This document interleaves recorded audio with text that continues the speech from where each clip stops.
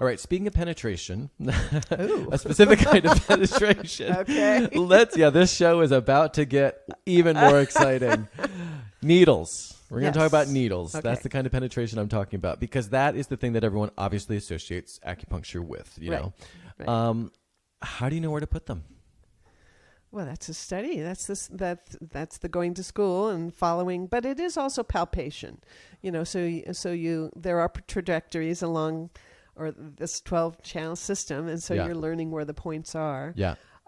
They tend to follow the terrain, you know, of the body. So little eddies around the ankle, you know, kind of these places where the energy would gather, something like that would be a way to kind of describe that. But they're the prescribed points.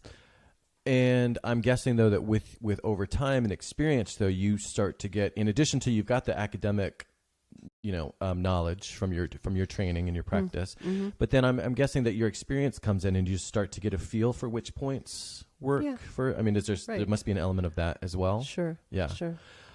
Do we know how many points there are?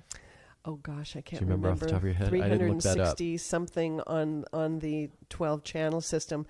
A lot on the ear, 90 something points on, or maybe more. I can't remember now. It's been too long. Okay. And then there are extra points, and there are this group of points called L.Ac points, and those are where there's pain, there's a point. And so even if it's not on the channel system, that's considered a point. If you're having pain somewhere where it's away from a channel system, well, that's a point. Yeah, yeah. So what are some of the more bizarre points? Are there any that would be surprising? There are bizarre points. Well, bizarre points.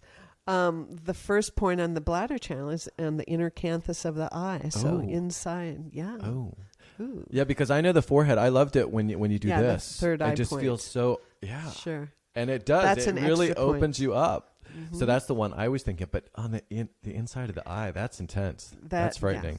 Yeah. So, which brings me to another question, which is, you know. By the way, I don't do that point. Well, that's why I was, again, a variation on the question. Yeah.